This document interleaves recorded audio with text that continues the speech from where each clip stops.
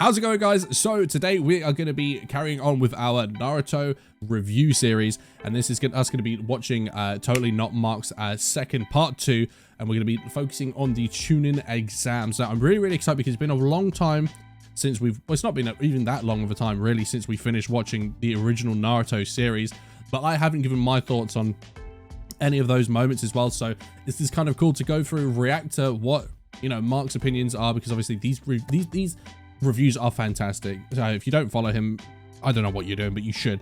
However, it's kind of nice to go through and kind of stop at moments, give our opinions, and kind of just see if we can notice things or kind of reminisce over some of the really cool moments. Of course, we do these live on stream, so there are people in the stream here now watching this, so hello YouTube to everyone in here. If you guys want to be live when we do these streams, the link to my Twitch is down in the description below, and then the edited versions and everything like that will come to Patreon and YouTube as well. Also, the VODs are going to be live as well over on Twitch as well. I don't know how long they stay there. I think it's like 60 days or something like that, so if you want, you can also watch them there as well. But with that said, we're going to get into it. If you do want to see more of these videos, make sure you hit that like button. It lets me know that you guys actually enjoy these videos and like to see more stuff that isn't necessarily just reaction, even though it's kind of review, reaction stuff, whatever. But you know what I mean. So guys, with that said, let's just jump in. The first part of this series, I pointed out some issues I had with the material, from pacing to some short instances where it felt like it lacked a focused direction. I think he was quite kind. It unequivocally won me over through the level of care and passion Kishimoto clearly demonstrated for the character of Naruto and the wider world he inhabits. From that point on, I knew the story had something to it, something I didn't expect to see. And going into this second arc, I was optimistic but concerned that it wouldn't live up to the climax of the previous installment. That I had seen the very best Kishimoto had to offer, and that now it would either be more of the same or experience a slight decline. I have to agree. I felt the exact same thing. I was quite worried that how are you going to get that emotional thing going that we got on the bridge and everything like that? Is this going to be just a tournament arc? I hadn't seen too many tournament arcs in anime, but I really love what they did with Land of the Waves, kind of the way that they wrapped that up. So I was like, I hope it's not a tournament arc per se, even though it did go on to be that in a way, but it was done well. But before that, I didn't know how well it was going to be done, but yeah, definitely won me over. Little did I know I was about to read an arc that would exceed any and every expectation I've had for this series. So far, Naruto seems to be full of surprises.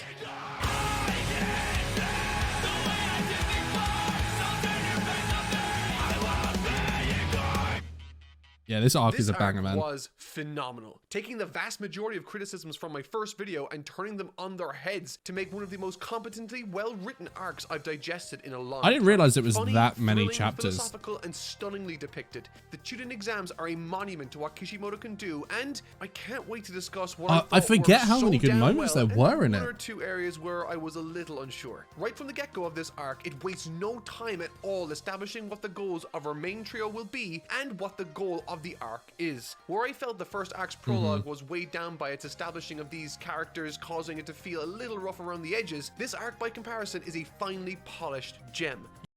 Yeah, so I would say that literally, like, from start to finish, I felt like the pacing in the Chunin exams was really one of the things that I noticed straight away, because obviously Land of the Waves had its moments, but this was just quite quick.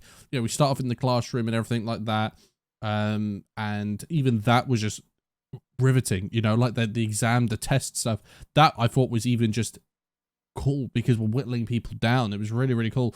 But yeah, I mean, I think this was an arc where I had a lot of expectations going in because a lot of the community were telling me how great the Chunin exams was. So that also made me a little bit worried as well, because I was like, well, everyone's going to say that it's so awesome, but maybe that's going to build my expectation to be up too high. I don't know. But also, I would actually really like to probably go through the Chunin exams through the manga. I think that would be pretty cool as well. Utilizing all the pre-existing relationships we're familiar with to bolster the motivations of the characters in this story being told here. Naruto still wants to prove himself and to become the next Hokage, and now he has the chance to achieve the level of journeyman ninja, the same level as Iruka, his only father figure, and one that throughout this arc makes it clear that he believes that Naruto and Ko are not ready, and confronts Kakashi about this directly. It's cute, and it I completely forgot all about that. Exams for us, and makes us ask the question, what will these exams be like? Sasuke's motivation is in comparison a lot more simple, or at least it is early on. He's sick of going on meaningless nothing missions that don't push his abilities. From the very beginning, his character has had one express motivation. Look at this artwork, man. It's so badass, man. Explores that facet of his character in much greater detail than the first did, as he expresses excitement over finally getting a chance to test his abilities against worthy adversaries. One thing that I will say is I do feel like the Chunin Exams feels like it has its own mini stages within it. Like, if you look at the Chunin Exams as a whole, that is quite long, and it feels like there are completely different periods in time. You've got like pre-Orochimaru Chunin Exam as well, and post, and then you've got everything up until the village is attacked, essentially. So I feel like it feels like such a landscape has changed within just that one arc. But it was a roller coaster as well. So it's kind of hard when you think about talking about Chunin Exams as a whole, because there are so many different moments, you know. The results are some of the most shocking moments in this series so far. However, for me, the best part about these pre-exam build-ups has to be the indication we get of something meaningful finally happening to the character of Sakura. One of the biggest issues I personally found with her character was that moment with the hair was awesome. To the other characters, she didn't really have much depth. She felt less like a character and more like a useful mechanism in the story to create either tension between characters or to insert comedy. And we also get the best fight of the Chunin Exams, which is Ino versus Sakura. No cap. I'm joking, of course I am. And while those attributes are important in a story, they don't make a great character in my mind. And so, the choice to give her plenty of characterization in the lead up to the exams was exactly what I thought she needed. This feeling of being less than, being left out, and not having the belief in herself to press onward, to have the courage to fail. For me, this injection of doubt and conflict in her mind not only made sense given her company and what she has done or not done, but also because it gave her the chance to rally herself right before the application process ended. That's true. That is true. We really did see a lot of character development in her, especially, you know, well, it's always funny because that moment where like she cuts her hair in the forest was almost kind of overshadowed by Rock Lee almost, because his moment was so big as well. But it definitely added to her, and I feel like in retrospect, when I look back now, that was clearly the moment where I stopped looking at Sakura as a part of a trio and more as a support for the two. Of course, she's not really a support character. She is considered a main character, but I don't quite see her like that. I see her as someone that is meant to bolster the other two and kind of be the go-between before me. And it was kind of like spoken about in the last review as well. But I feel that's quite important, especially with Sakura. Helped me build a relationship with her as a character, which was exactly where I thought she was lacking. And now, as this trio marches confidently into an exam many see as far above their current level, we begin this story. And the characters we meet along the way are what make this as magical and intense a tale as it ultimately becomes. It's true, man. I guess it's time to start. The Chunin preliminary exams. Within the story, there are 3 preliminary exams followed by the finals. Dozens and dozens of cell groups enter, and only a handful of participants will make it past these prelims. Also, I really love the way that they did it in this as well. You know, they really explained it quite well early, and they made you realize the kind of gravitas that these exams had.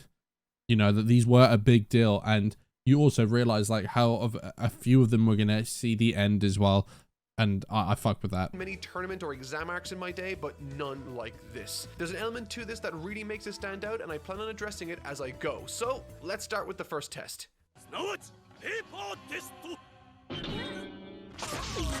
That's the thing, this is actually my first like kind of like exam thing that I'd really seen in anime, I think. No, there's My Hero actually. Each other in what I assumed at the time would be hand-to-hand combat for the chances of promotion. I got extremely excited. I've made it clear in the past that some of my favorite storytelling devices or settings are these which follow a predetermined and easily understood format. Tournaments and exams all offer wonderful moments for characterization to lead the charge, on top of offering numerous wonderful tournament arcs can be cool, man. Characters. And given that Kishimoto was a massive fan of Akira Toriyama's Dragon Ball, I wasn't surprised in the slightest that just like his idol, Kishimoto's second arc too featured a similar format focused on progressing to later rounds. However, what I wasn't anticipating was the creative approach he took. Numerous stories and series rest on the laurels of the exam and tournament format, relying on it to carry the majority of the creative weight while they focus on characterization. There's nothing wrong with this approach, and many have used it effectively. Dragon Ball was one of the earliest adopters of this format. Yeah, Dragon Ball's the earliest one that I can remember. And by the books in its approach. However, when I saw that Kishimoto wrote the first part of this exam to be a written paper test, I was completely taken off guard. In fact, I think I laughed. Yeah, literally, this is the same thing for me, because when it was a written exam, I was almost kind of like excited by that, because I was kind of like, well, that's really cool because it's different, and I thought it was just going to be, you know, just we're going to get put in little like syndicate things or whatever they're called, and we're just going to have a finals eventually and whatnot.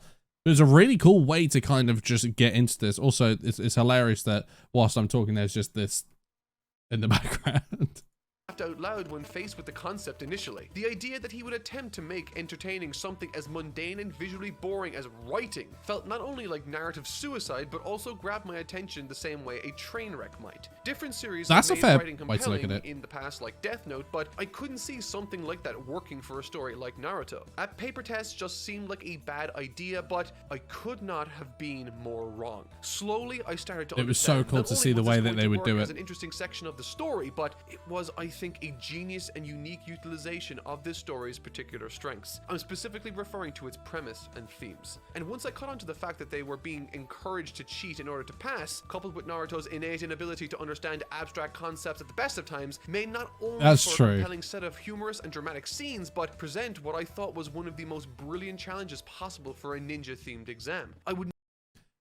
I will completely agree with that, because that's the thing. There was rules, but there were kind of ways you had to think that weren't necessarily told to you, but you couldn't break the rules, but you had to break the rules. The only way to win, to get through almost. So it's seeing that all these people that we didn't know, how we got to see them use these abilities in ways outside of battle. That was almost more impressive. She's like, wow, these kids are actually smart, and I would never have thought to do that as well. And you know, I thought it kind of lent something. It gave us something different in the series that we didn't have before. Never have thought of it, and something like this can only really work in a story like this about ninja training. It's so damn good. This exam's format follows in principle a very similar path to that of the old Tenkaichi Budokais from early Dragon Ball, wherein the preliminary matches before the main course set up the rivalries, establish the villains and our other main characters that will participate later. While at this stage in the early 2000s, God, I forget we met Kabuto was there. somewhat tired and done, this innovation on those principles in this new setting offered all the same benefits in a new way I've never experienced. In the last video, I never understood the love some people had for the character of Sakura, but wait, what? In my experience, it's the other way around. People just fucking hate her for some reason. I don't get it. with the introduction of these written exams, my opinion on her completely changed. In addition to helping establish new characters like Gaara, Hinata, and Lee, it also made me do a 180 on the character of Sakura with her intelligence on full display, proving to us that she's more intelligent than even Sasuke, carving out her own little niche in the group, ending on a thunderously when it comes to certain things, she can be quite OP. The examiner does the unthinkable. He presents the class with a dilemma. Either take question 10, get it wrong and fail, or bail now and try again next year. Apart from this once again taking me off guard with its immediate high stakes, the philosophy that came from it not only once again felt appropriate for the themes and setting of this world, but again highlighted all the strengths of the Naruto character himself. The character that looked the worst during this written portion ended it with the most promise by proving himself in a different way. And so, taking a step back to that's a good point, everything actually. this section achieved, these prelims, both right before and after, successfully highlighted the main antagonists, established the strengths and weaknesses of the main characters, and got me so damn excited for what was to come. That's the thing. So this arc did way more than just people at the end of it, you know, get their, you know, their new ranks. It was more than that. It set up stuff that would go way forward into the series that you didn't even know. I look back and I actually forget that there were points where there were characters in this exam that I completely had forgot that we'd been introduced to by that point. Kabuto, one of those people. I forget that Kabuto was in there showing them the cards about, you know, this is the stats I've got on this person and on this person. You completely forget that Kabuto's been with us since then and was integral to helping them get through. Maybe they didn't get through to the actual main Chunin exam fight part, you know, the actual tournament fighting part, if it wasn't for him. So it just makes you realize like how much was being put into this, you know. I've read every Dragon Ball tournament, the Hunter exams of Hunter x Hunter, and the opening arcs of My Hero Academia, but none came even remotely close to the level of efficiency and creativity these chapters impressed me with. Major kudos to Kishimoto for this section. It's no small feat to tick all the boxes the way he's done here. Yeah, it was such a strong start to the story so far. The Forest of Death. The concept surrounding this section was interesting to say the least. While less focused in the prior and slightly more conventional, the opportunities this Hunger Games-esque type format offered should be clear. There's a reason TV shows like Alice in Borderlands and Squid Games have become so popular in recent years. Placing contestants into a battle royale type setting, vying for their lives, has limitless possibilities for drama, forget how good the animation was in that fight. Creative and seldom seen set pieces, and this challenge was no different. However, funnily enough, this was a challenge that really helped me come to grips with some of the more intense themes of the story, and at first I didn't completely understand. In the prior exam, Ibiki, the lead examiner for the written test, said before that test that, and I quote, "From this point there will be no more fighting without the express permission of the examining officer, and even if that permission is granted, anything that endangers another God, I forgot about that rule, yeah. Forbidden." It seemed straightforward enough, I thought, no killing each other. And as the remaining kids signed the document waiving this rule of no killing, my mind's immediate first thought was that this must be a bluff on behalf of the examiners to create a high-stakes simulation for their future young talents. Do you know what? I actually think that that is a fair thing. When you think of it, you think, well, we've already been lied to once about, you know, you can't break these rules, but it was the only way to kind of get through that first round. So when you're given something like that, you could think, this is another one of those kind of situations. But then obviously there are situations where like Orochimaru gets involved and they don't, you know, everything happens, and it's so high stakes that people in the midst of the moment will probably be questioning what they've been told, what they signed, everything like that. So it was an interesting one. I often forget about that rule being put in place. I thought, okay, they each get one of two types of scroll and must retrieve the second type within the allotted time. I immediately thought an interesting concept would be that they all had the same color scroll, and that those that managed to listen to the prior rules outlined by Ibiki would survive, while others would succumb to the pressure and take more drastic measures as time went on, or something like that. Yeah, I agree. Directions for it to go, and it ended up going in a direction I never saw coming. In an effort to try and outthink the story, I overthought the story, while it ended up delivering one of the most straightforward blows that shook me to my very core. Oh man, that moment with Gaara, we often forget, because obviously later on in Shippuden, we all like Gaara, we see what he becomes, the Kasakage and everything like that, and, you know, when he survives, you know, and Chio gives his life for him, we're all excited, but you forget, Gaara was a fucking demon back in the day, you know, so... and at one point he was standing in a hospital. He did those two guys in the hallway in the back of the Chunin exams. We often forget about Gaara was different. I should put this on a shirt at this point for how frequently I say it, but placing characters under pressure is a great mechanism to help build a relationship between your characters and the audience reading or watching. Everything that transpires in moments of high stress and high stakes feels authentic. It can make a bad character feel more evil and a good character feel more righteous. And in these high pressure scenarios, Kishimoto reveals that the person attacking the group of Sakura, Naruto, and Sasuke is a murderer. It's a chilling revelation that suddenly changes the entire vibe. Yeah, it was really dark. Someone by the name of Orochimaru has stolen the face of an examinee, killing them in the process. Identity theft is not a joke, Jim.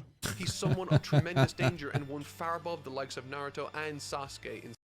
That's the thing. When we first met Orochimaru, we were like, oh shit, this is something. And the thing is, we didn't even, at the time, you didn't realize how big of a part that Orochimaru was going to play in the show up until where we are now. It is huge. It is one of the main cores of the series, and we didn't know that. You think, could this just be another villain of the week thing? But there was a dark tone, especially that first time that you hear that theme.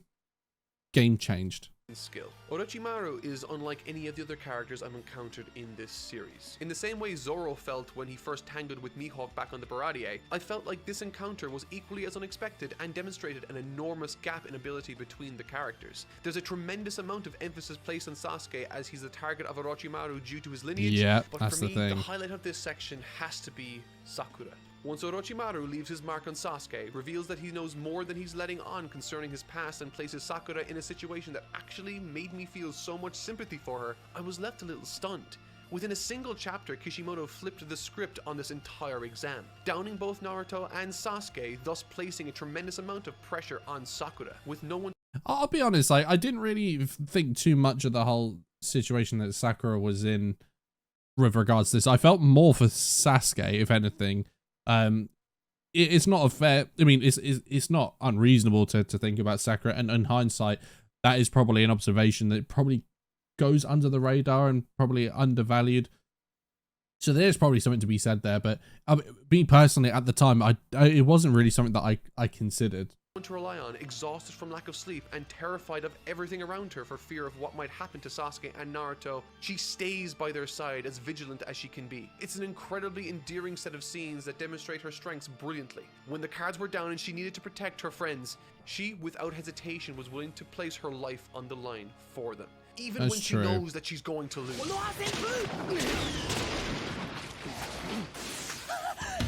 Enter Rock Lee.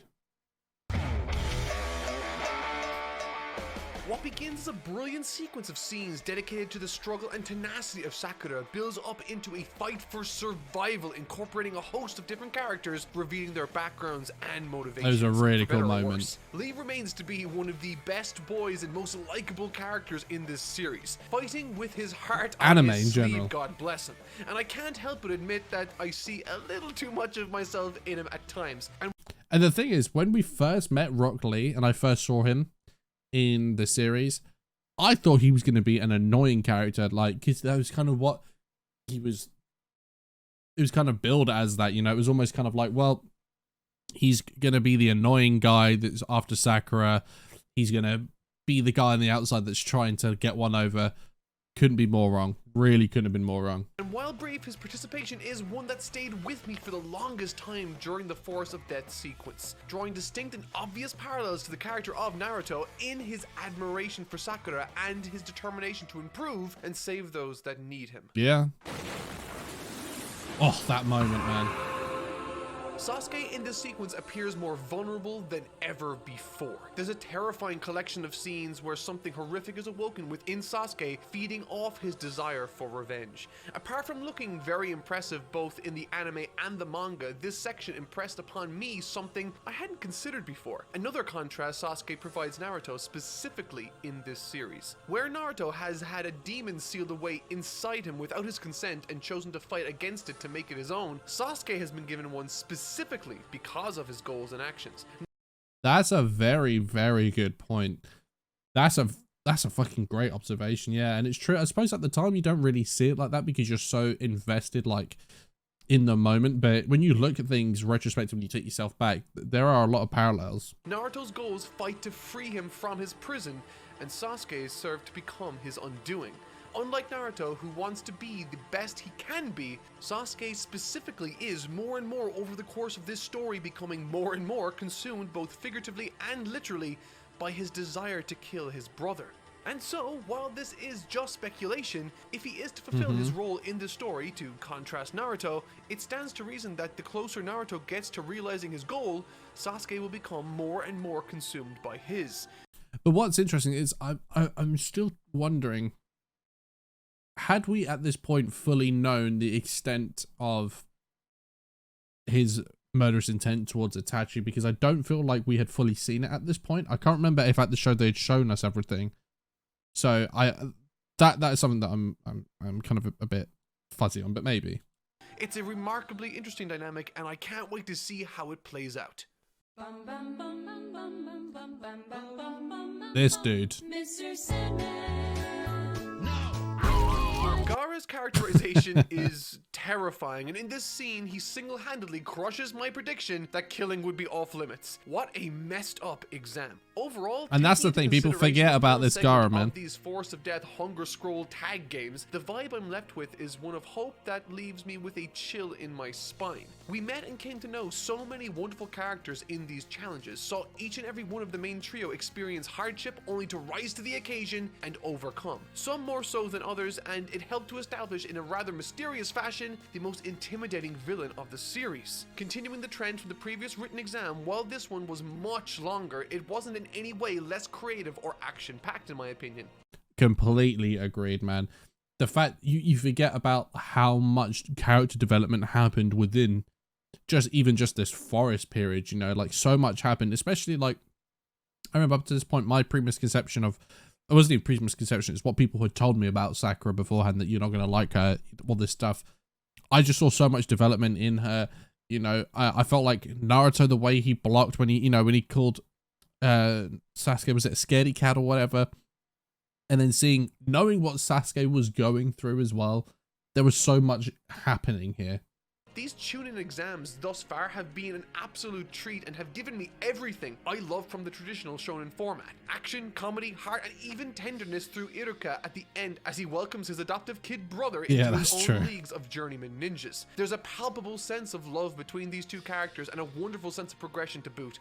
I loved this section, and overall with this Force of Death sequence, what an adventure. As a quick aside, something I want to keep my eye on is the examiner Anko that encountered Orochimaru and got his sign on her neck. She seems to have gone through the same metamorphosis as Sasuke, so let's see how this progresses with her down the line. The interesting thing is as well is I still feel like Iruka was never, I felt like he served a very small purpose, which is blown out as a bigger purpose, but he was never really, not really in the show all that much, you know. Like he was in the like the first, I'd say more in the first kind of 10-20 chapters maybe, but we see him every moment here and there, and I sometimes feel like, well, I feel like there's characters that have done more for him that have a lesser impact than Iruka has, but I don't know whether that's just because it was early, you know, I don't know. For me, it's a difficult one, you know. Manscaped is taking off. Their new out-of-this-world side of your 10% off, free shipping, and 2 free gifts. Your balls will thank you. Sasuke, 本当お前、Naruto カードゲームを集めてるだろう。ポケットからはみ出してるぞ。新たなしのぎが続々参戦。Naruto カードゲーム。Man, I want to play Naruto card games.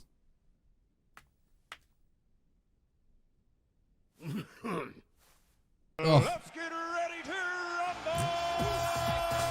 rumble! This changes everything I felt about the story of Naruto, and took what was, I thought, a more kid-friendly world and plunged it into a much more dark, screwed up, and politically driven universe, which isn't a bad thing at all. If anything, this creates a nice contrast with the plucky and upbeat persona of Naruto himself. However, it does bring to my attention a few things worth mentioning. Having children hunt and kill each other is kinda screwed up. Even if... Yeah, it really, really is. But the thing is they are the future generations of what people are in power now, and, you know, who holds the power and security of these nations as well. So these are kind of like, I don't know, it's almost just like, it's like an academy, you know, like youth football players. It's the same thing as well. They have to, it's brutal. I mean, obviously they don't try to kill each other and stuff like that, but it's kind of the same thing, that it's really important for them because they're the next generation. If, for the sake of argument, I were to remove my humanity from the equation and just look at this scenario through the eyes of a cold-blooded utilitarian, it's such a tremendous waste of future potential that could make something of themselves and serve their respective villages one day. I mean, I made the joke earlier about this Force of Death sequence being like the Hunger Games, but at least in that book series, people were selected for that, with only one person who volunteered to be the standout of the games themselves. There's a tragic nature to these events that paint shinobi as tools of destruction, conflict, and nothing more. Yeah, I mean, in my opinion, though, I think as horrific as that is, it sets up that kind of reinforcing thing, like, this world is darker than you think it is, you know, and it's just like a a stark reminder of how things truly are, you know? And I feel like every now and again you kind of need that. For political gain. In my previous video, I didn't touch on it very much, but the relationship between Haku and Zabuza is very much in keeping with this notion. Haku viewed himself as a weapon to be used for the betterment of the only person who cared for him, and Zabuza too felt that way as a ninja, broadly speaking. It's tragic, it's horrific, and to hear the Hokage of all people speak so frankly about what they are fighting for, while interesting, is really unsettling in a lot of ways. Effectively speaking confidently and candidly to the remaining successful and talented contestants about how disposable they are. In this world, events like the Force of Death, where they weed out the weaker ones, is normal, adding a much more sinister tone to the likes of Anko, man. That she wanted to cut the numbers down. It's like she was just forgotten about, man. At the very beginning. And as we have that horrific taste in our mouths concerning the lack of humanity, it's time for the tournament to further whittle down their numbers. Man, there are so many good fights coming up, man. Most of them were good. Most of them were good. The only one I can think of that I didn't really enjoy was there was the one where Naruto farted, right? I can't remember who that was against. And then there was the Sakura and Ino fight. Those are the only ones I can really think of that were like, I actually think one of the most slept on fights was the Neji versus Hinata fight as well. There are some significantly important matches and thrilling spectacles to be certain, but the majority of them weren't too interesting from a narrative point of view, so I'll only be sharing my thoughts concerning what caught my attention.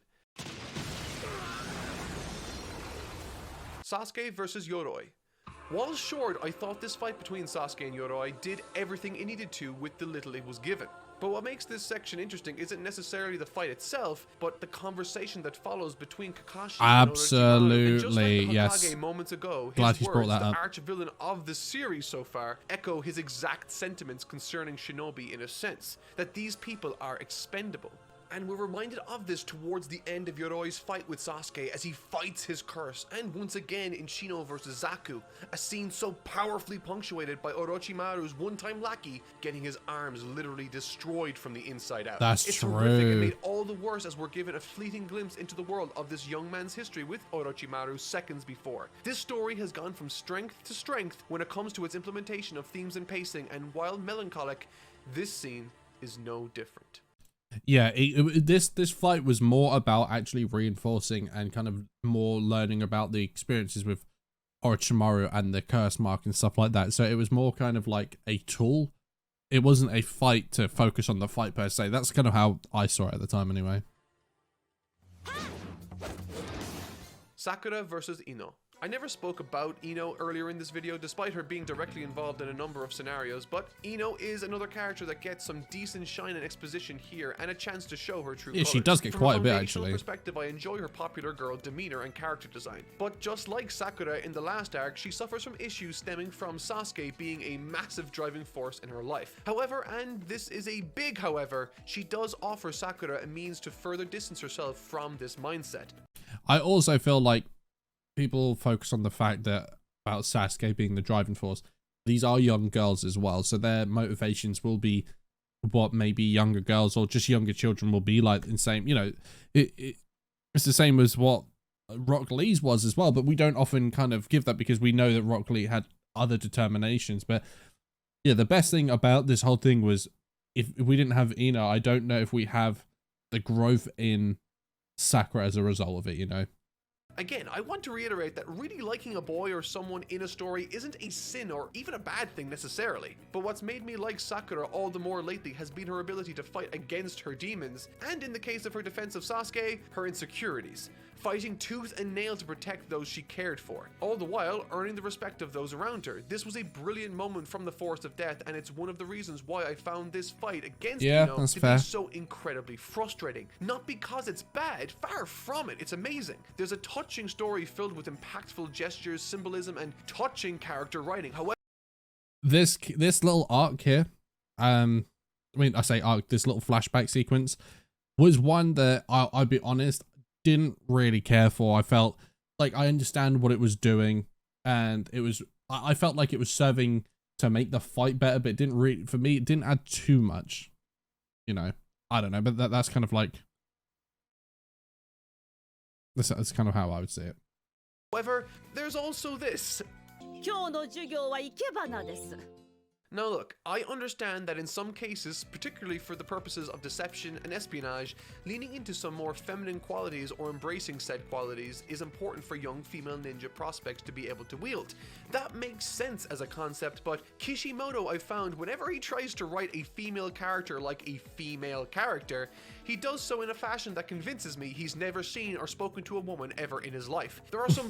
Well, no, what I will say is, yes, there's that argument, but he's also having to write children as well, so it kind of a little bit of a difference. It's not necessarily just writing children, like, because I think like Tsunade is a badass character as well that was well written as a woman, I personally think, but I can see the point. Brilliant visual metaphors demonstrating Sakura's flowering personality and her independence, like when she takes off her headband, emblematic of her taking off the security blanket her one-time friend Ino gave her. And that's brilliant, but throughout this chapter, instead of these two having a meaningful rivalry over something philosophically profound or substantial like the other fights, I'm constantly reminded that this is a rivalry over Sasuke's affection. However, looking past that, there's, as I said, so much to like about this fight. But they are young again, so I think this is the thing we have to remember is, yes, it may be something kind of seemed as trivial as a fight over a boy, but at the same time, this is over. These are coming from a kid, kind of like a kid's. Like, I didn't have my shit together until a couple of years ago. I'm 30 now, so you know, if you're like, how old were they? Like 11, 12, 13 at the time? I mean, come on. From its strategic action set pieces all the way to its terrific use of the way Kishimoto has depicted Sakura since the beginning, with her inner Sakura overriding Ino's control power. It's such a brilliant and creative idea. And really, while female character writing isn't his strong suit, creative implementation of these techniques certainly is, and I'm delighted this fight got some of that too. I'm a little bummed that it ended in a tie, but at the end of the day, it was always going to end as a tie though, wasn't it? So far. And I think what I like about this section of the arc really is how much emphasis it places on the secondary and supporting characters. While Naruto does pick up the victory in his bout later on, there's not a tremendous amount that happens apart from... That's what I'm talking about. Hinata versus Neji. It's such a stark contrast. We go from that fight to the Hinata fight with Neji, but yeah, that was kind of like a little bit, because yeah. To be perfectly honest, of all the fights in this section, and trust me, there's a balls to the wall fight to end all fights in this section in a second, this fight first between Hinata and her cousin Neji totally took me off guard and turned out to be incredible. I had no idea the quiet girl and this person I didn't know the name of before would have one of the best fights of the tournament. There's a palpable resentment with heaps of political undertones broiling right beneath the surface as Neji expresses her resentment towards Hinata's family branch, all the while Hinata tries to overcome her shortcomings and timid nature to give Neji a far more competitive bout than anyone ever expected from her. And you know what the crazy thing is as well is, at this point you just feel like, oh, Neji like was just kind of like this mean bully or whatever, or he was just kind of this broody guy. But then later on, when we see later on in the Chunin exams, where we find out more about, you know, his family, you know, what happened with him and you know, his parent, well, his dad, everything like that. When you look back on it retrospectively, I feel like this fight is even more incredible at that, because it was just, there was just so many good things about it as well. It was a well animated one, but it was also filled with, like, you really cheered for Hinata, like you really wanted it bad. It was probably the first fight that you actually cared about, if I'm being honest. She's been one of the only classmates of Naruto to actually show him some admiration and respect when it's due, and I like how this fight has echoes of what made Naruto special because of that. She's able to recognize what makes him strong, and all throughout this arc, she's sort of being the only characters to believe in or care for him. And that's during this fight, the dominoes fall, and I come to realize why. She wants that sort of self-belief for herself. It's easily one of the best fights, and Kishimoto does a terrific job of characterizing Hinata as someone of interest. Funnily and ironically enough, in writing Hinata, Kishimoto managed to write a more compelling female character than the... Exactly. So, I mean, that kind of... It's funny because people will go, oh, all we ever see is her liking Naruto, but at the same time, she's obviously fighting her own thing that we didn't really know too much about at the time. She was vulnerable, so you naturally want to support someone, but she had that same kind of courage that Sakura would eventually build up, but it wasn't based off love for a boy or anything like that. So I know. The likes of perhaps Sakura and certainly Ino.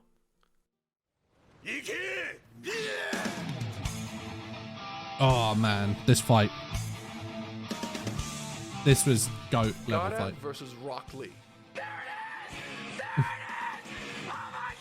Before going into this fight, without knowing the source of these names, I had heard through the grapevine that Gaara versus Rock Lee was something special. I wasn't even 100% sure of which anime it came from, but this be a good one. That's true. So before I watched this, people kept telling me, wait till Gaara versus Rock Lee, Gaara versus Rock Lee.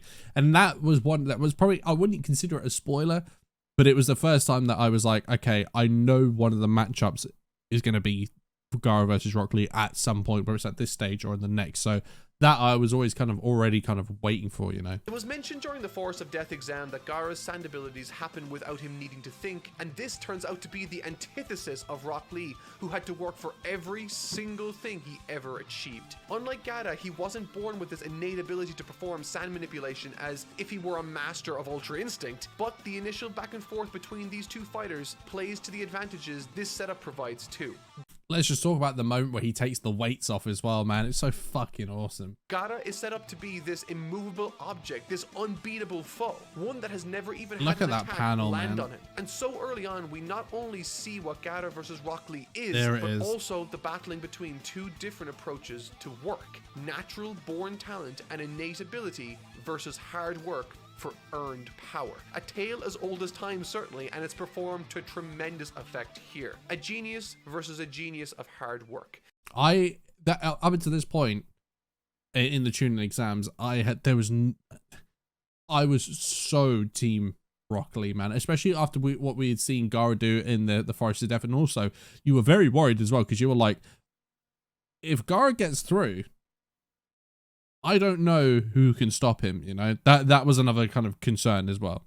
There's short glimpses we get to see into Lee's early life that paint a very similar picture to that of Naruto's upbringing, surrounded by naysayers yelling at him to quit, reprimanding him for his failings, and insulting him for his lack of natural ability. When his master Guy walked up to him and called him a genius of hard work, I actually teared up a little bit. And also, this is another thing. They kind of build up these similarities to Naruto, but this whole time, you're unaware of the even greater similarities that Gaara is going to have with Naruto. And that's the greatest trick. When you look back at it in hindsight, you're like, holy shit, like that whole time they were building it up like Rock Lee, but it was Gaara the whole time, really. It's such a moving sentiment that really captures the essence of this character. And in this fight, Rock Lee just goes full-blown fucking Kaioken. Yeah, this he is does. the coolest shit ever. I haven't spoken about this much as of yet, but the choreography and scope of this particular fight is unlike anything I've seen from this series to date. There are some absolutely breathtaking layouts, and the philosophical message brimming with hope, promise, and determination is enough to win my affections many, many times over. And oh man, it was all so of this good. is turned up to 11 in the anime's adaptation. Thankfully, my team gave me specific episodes they deemed as must-watch episodes before I recorded these reviews to get my full experience, and Gaara vs. Rock Lee is remarkably well produced in the anime. And it still holds up. Even if you watch Shippuden now, the levels that Shippuden gets to, like, this fight, in my opinion, is still...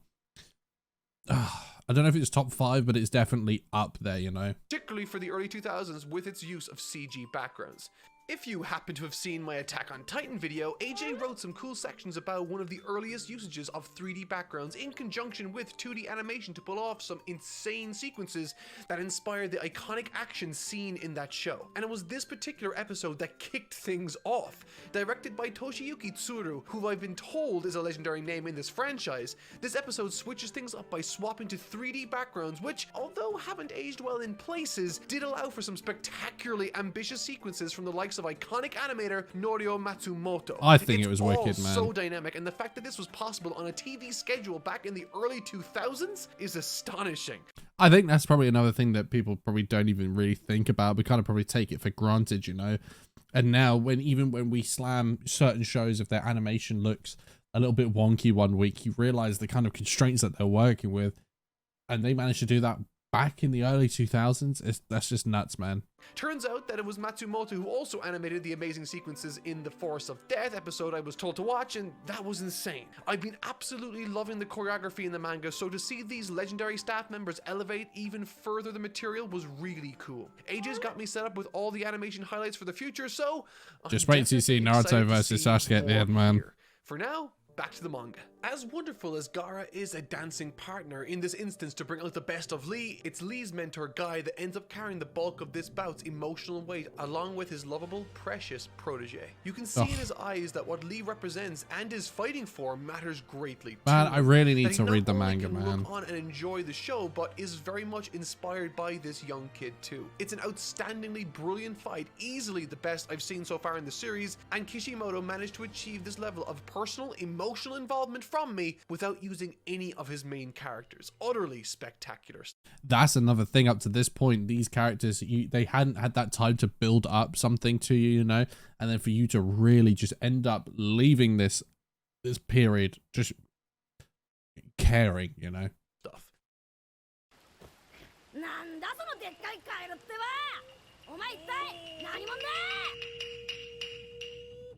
Oh. There he is, the babe. The Giga Chad. This section of the story is largely set up with it primarily providing us with the chance to catch up with the plot lines concerning Orochimaru's plan to steal away Sasuke, the history of the 4th Hokage, and the various finalists preparing in their own ways for their respective upcoming final bouts in the Chunin exams. This is all fun and enjoyable, but it's rather standard. However, while reading through this section, I did find something worth perhaps remarking upon. A large portion of this waiting phase is spent following Naruto's preparation to fight in these final matches. In these, he trains with a flamboyant mentor called Jiraiya, who can summon a giant frog. And that's the thing, this whole time, we didn't really know what Jiraiya was going to end up meaning to the show, and how much what Naruto was learning here would go on to be such a big part of his future. So it's... when you look at these things in retrospect, it is weird feeling, you know. It's humorous at times, despite the fan service. However, what's interesting about this is what it made me notice. I've mentioned this before, but Akira Toriyama's Dr. Slump and Dragon Ball were massive influences on Kishimoto and Naruto by extension. And nowhere was this more obvious to me than with this specific scene.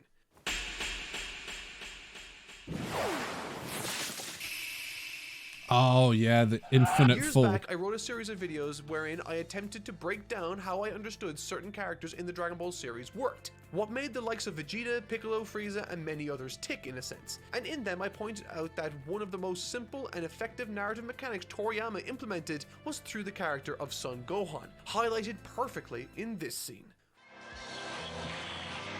Yeah, there's actually quite a lot of parallels between the two, man. We're all familiar with Gohan's hidden reserves of strength only brought forth through danger, and it looks as though in his admiration of Dragon Ball he created in Naruto a character with the determination of Goku but with the mechanics of Son Gohan. Couple that with his color scheme, Toad Hermit Mentor, and it's not hard to see the similarities with that of Akira Toriyama's early material. Yeah, when you put it like that, that's very true actually. Deviates as a character comes moments after he's thrown. In the case of Gohan, his inner power was ill-defined and left to occupy our minds as pure speculation. It never came from anywhere other than him. Ironically, and this is the first point where we meet the, if I remember correctly, we confront the nine-tailed fox for the first time. Am I correct? He goes into that state where he can actually speak to it. If I remember correctly, that's what happens as he's falling. I could be wrong. You know, it was a while ago. Ironically, he has more of a claim to a chosen one type power than Naruto does in this way. In Naruto's case, Kishimoto decided to depict a scene inside Naruto's mind, where he confronts his literal inner demon directly. I thought this was a really cool idea and one I didn't think would happen. It's brief, but even so, it's full of character. Naruto doing what he does best when he's caught off guard, act tough, resulting in the intimidating beast trapped within to acquiesce and lend Naruto the necessary chakra to save his own and by extension the fox spirit's life. It's definitely one of the most interesting developments for the Naruto character thus far, and I was extremely excited to see where this one went. And also because we know that this is literally from the very first episode, they tell us this about Naruto, you know, but for us to literally get to a point where we're being shown more about that now, it's wicked because it comes at a time where you don't really think that you were going to get anymore. So for it to just be shown, you know, and it's something that has always been in the back of your mind wondering, it's fucking awesome.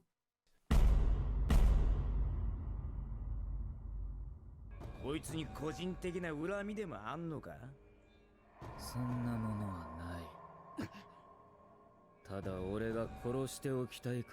it was so insane. I thought the purpose of this scene was brilliant. Isolating what makes Gaara tick as a person, and just like I pointed out with the likes of Haku in the first arc, Naruto seems to have a great emotional maturity for these particular kinds of lost toy characters, empathizing with their situation, even in the case of Gaara, where he's saying some of the most reprehensible stuff, mirroring the main character, offering an example of him in an alternate world through the likes of a more unfortunate character that didn't have positive figures in his life like Naruto did. This is the thing. So this is where we start seeing the differences, but also the similarities. But what I will say is, looking at this manga artwork, look at the eyes on Gaara, man. That is nightmare fuel. Really serves to highlight what makes him wonderful. I mentioned that Naruto is a character that's designed to sort of look better when he's punching up, fighting on the back foot like Gohan was, effectively whenever an opportunity presents itself to show courage. And this is a character that, due to Naruto's intimate understanding of what makes him tick, knows the lengths of how far he's willing to go. Naruto's been a character that shows a brash bravado in practically every encounter he's participated in, even up against the nine-tailed fox spirit. The reason he feels comfortable in doing so is for a myriad of reasons, but one particularly stands out in this case. More often than not, he knows he's willing to push himself farther than anyone because he needs to. But now he's met someone that's just as willing to do that, and suddenly, Naruto starts to shake. Brilliant scene, similar to... Oh, it was such a good scene as well. And it was also a moment because we've also seen what he's capable of. So that's... Yeah, that scene, I still remember like being like, whoa, in the hospital. That was some terrifying shit. Sasuke, in this sense, this is a villain that's tailor-made to make Naruto look amazing, placing him on a back foot we don't often see him perform on, and I can't wait to see this fight now. Chunin Final Exams. I'm going to be glancing over some of these fights in the same way the manga did. While there were story reasons for one of them being entirely skipped over narratively, I really did feel like all the emphasis was on these two fights between Naruto and Neji and Sasuke and Gaara. Agreed, yeah. Both were amazing for very different reasons, and I will be chatting about them in detail, but one fight I won't be covering that much of will be Shikamaru's. No! Shikamaru's fight was the best fight in the exam, man. Oh... That is a bummer, man. That is a bummer. We didn't get much of the Zabuza stuff in the last arc and this now. How are you going to do our boys like this? Say it himself, it's not what anyone came to see, but with that said, he had a decent showing for a chapter or two with some fun and creative action sequences. I really liked his shadow speciality and its implementation in this fight specifically. It's super fun and he's super smart. You're so smart, I'm gonna throw up, hold on. Maybe it's... I don't know how it was portrayed in the manga, but if you watched it in the anime, it was key. It was huge, you know, but I get it. If you're reading from the manga, it might have been a different experience.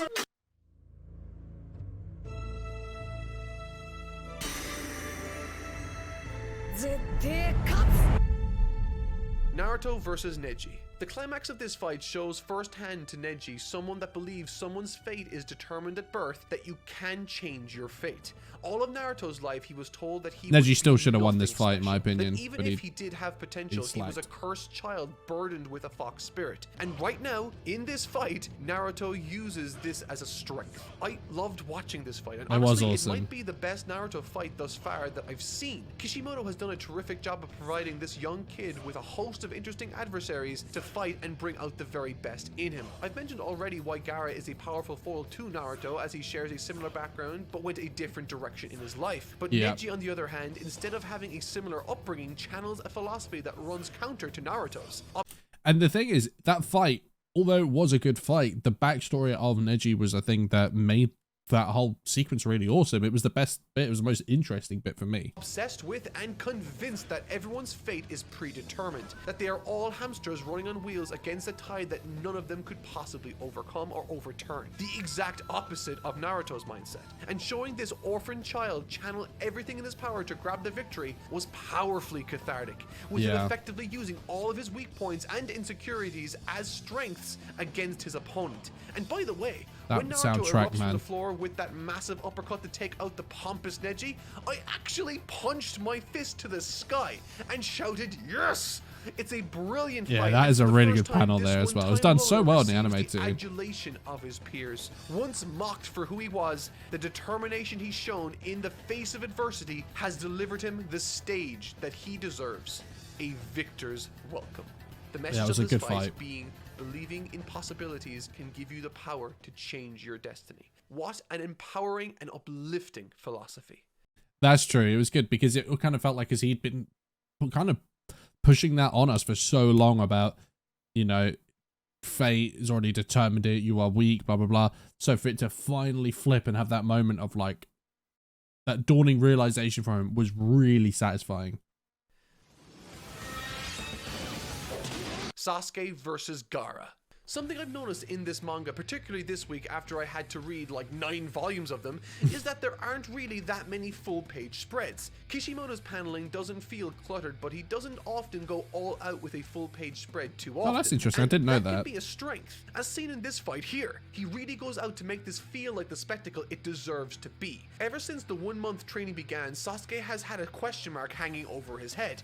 After what he went through in the Forest of Death and the qualifiers immediately thereafter, when he eventually shows up for this final showdown with Gaara, we learn that he's been training with Kakashi, and the way the two of them are revealed on the page has a terrific sense of occasion thanks to Kishimoto's framing. And also, you are expecting big shit as well. You're like, okay, because they longed out his arrival, all of this stuff. You are like, I am expecting, so you have all of that put together. It was mad when he finally turned up. Fight, in addition to that, gets a tremendous amount of shine too, and for all intents and purposes, this is Sasuke's highlight reel, with the very creepiest from Gaara making itself known to us as he slowly starts to lose his mind. Yeah, that's I don't true. think it's an understatement to say that this is an incredibly important fight, and just as Sasuke whips out what looks like to be his big finishing move, the arc takes a turn for the worst. It really does. Oh my god, yes. This is where it got insane. Spectacular and has shown me tons of stuff both to analyze and keep in mind moving forward. There's a massive political upswing in this upcoming material, I feel, and a war most likely. It's going to be amazing, and if you don't want to miss my first impressions and review of that material, don't forget to subscribe.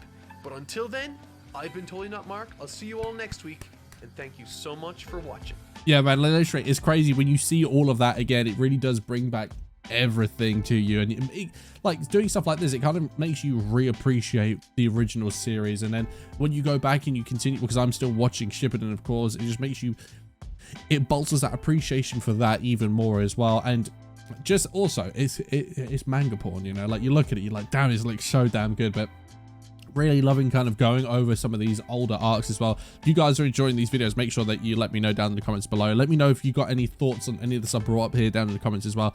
And also, guys, if you could just hit that like button, lets me know you guys want to see more like this. And of course, we do these live on stream. There are people here right now as well. Guys, thank you for watching, and I'll see you in the next one.